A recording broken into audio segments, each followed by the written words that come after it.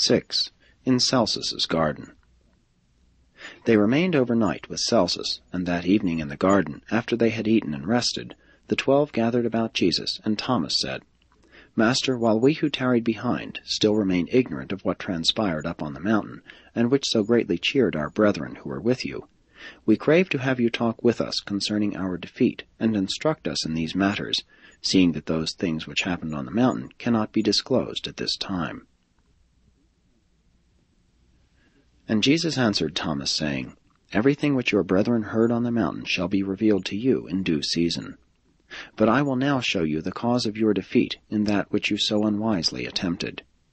While your master and his companions, your brethren, ascended yonder mountain yesterday to seek for a larger knowledge of the Father's will, and to ask for a richer endowment of wisdom effectively to do that divine will, you who remained on watch here with instructions to strive to acquire the mind of spiritual insight, and to pray with us for a fuller revelation of the Father's will, failed to exercise the faith at your command, but instead yielded to the temptation and fell into your old evil tendencies to seek for yourselves preferred places in the kingdom of heaven, the material and temporal kingdom which you persist in contemplating.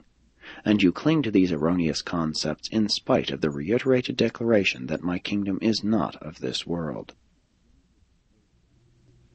No sooner does your faith grasp the identity of the Son of Man than your selfish desire for worldly preferment creeps back upon you, and you fall to discussing among yourselves as to who should be the greatest in the kingdom of heaven, a kingdom which, as you persist in conceiving it, does not exist nor ever shall. Have not I told you that he who would be greatest in the kingdom of my Father's spiritual brotherhood must become little in his own eyes, and thus become the server of his brethren? Spiritual greatness consists in an understanding love that is God-like, and not in an enjoyment of the exercise of material power for the exaltation of self. In what you attempted, in which you so completely failed, your purpose was not pure, your motive was not divine, your ideal was not spiritual. Your ambition was not altruistic, your procedure was not based on love, and your goal of attainment was not the will of the Father in heaven. How long will it take you to learn that you cannot time-shorten the course of established natural phenomena except when such things are in accordance with the Father's will? Nor can you do spiritual work in the absence of spiritual power. And you can do neither of these, even when their potential is present, without the existence of that third and essential human factor, the personal experience of the possession of living faith. Must you always have material manifestations as an attraction for the spiritual realities of the kingdom? Can you not grasp the spirit significance of my mission without the visible exhibition of unusual works? When can you be depended upon to adhere to the higher and spiritual realities of the kingdom, regardless of the outward appearance of all material manifestations?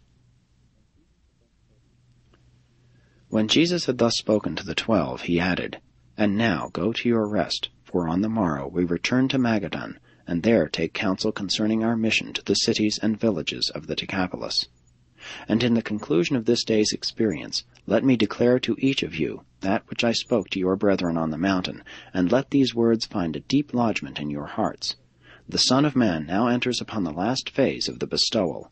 We are about to begin those labors which shall presently lead to the great and final testing of your faith and devotion, when I shall be delivered into the hands of the men who seek my destruction.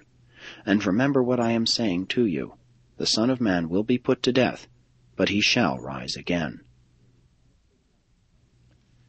They retired for the night sorrowful. They were bewildered. They could not comprehend these words.